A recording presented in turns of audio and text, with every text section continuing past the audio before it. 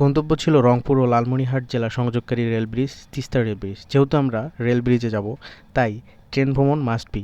তাই আগেই গাইবান্ধা স্টেশন থেকে ট্রেনের টিকিট কেটে নিলাম। টিকিট কাটতে হলো কাউনিয়া জংশন রেল স্টেশনের। প্রায় 1 ঘন্টা অপেক্ষার পরে ট্রেন চলে আসলো। মোটামুটি ভিড় ছিল, সিট পেয়েছিলাম জানলার পাশেই, তাই ভিডিও করতে অসুবিধা হয় নাই। তবে যারা ভিডিও করবেন সাবধানে ভিডিও করবেন, সতর্কভাবে ভিডিও করবেন।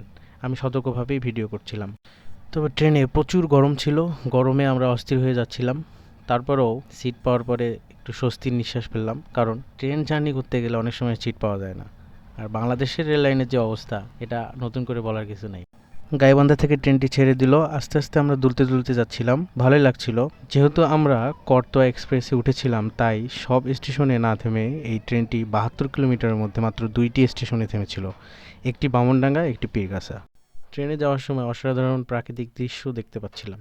ট্রেন জার্নিটা যেহেতু 1 ঘন্টার লম্বা ছিল, তাই যখন স্টেশনগুলো আসছিল তখন আমরা স্টেশনে নামছিলাম একটু রেস্টের জন্য। অবশেষে আমরা আমাদের গন্তব্য স্টেশন কাউনিয়া জংশনে উপস্থিত হলাম। স্টেশন থেকে নেমেই যাত্রা শুরু করলাম তিস্তা রেল ব্রিজের দিকে। স্টেশন থেকে নেমে একটি অটো ভাড়া করলাম, মাত্র 15 টাকা অটো ভাড়া নিল। যেহেতু রাস্তাটি ছিল হাইওয়ে, তাই খুব সাবধানে অটো ড্রাইভার চালাচ্ছিলেন, তাই একটু সময় লাগছিল। একটু পরে চোখের সামনে চলে আসলো তিস্তা রেল ব্রিজ। ব্রিজ দেখেই খুব ভালো লাগা কাজ করলো। কিছুক্ষণ পরে এই ব্রিজ দিয়ে ট্রেন চলতে দেখলাম। কয়েকটি ট্রেন দেখলাম যাতায়াত করতে, দেখতে ভালোই লাগছিল। এই ব্রিজটি নির্মাণ করেছিল ব্রিটিশরা। এই তিস্তা ব্রিজটি রংপুর বিভাগের একটি পুরনো সেতু। রেল সেতু হিসাবে তৈরি করা হলেও 1978 সালে 4 মার্চ থেকে যান চলাচলের জন্য খুলে দেওয়া হয়। 1899 থেকে 1900 সালের দিকে তিস্তা ব্রিজ তৈরি করা হয়েছিল। এই 1 বছর সময়ের মধ্যে লালমনিরহাটের সাথে রংপুর বিভাগের যোগাযোগ ব্যবস্থা চালু ছিল। তার আগে শুধুমাত্র ফেরি ব্যবস্থা চালু ছিল। 2012 সালে এই সেতুর পাশে তিস্তা সড়ক তৈরি করা হলে তিস্তা রেল সেতুর যান চলাচল বন্ধ করে দেওয়া হয় শুধু রেলপথের জন্য।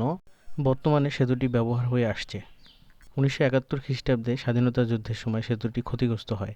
পরবর্তীতে 1972 সালে এর ক্ষতিগ্রস্ত স্থানগুলোকে পুনর্নির্মাণ করা হয়।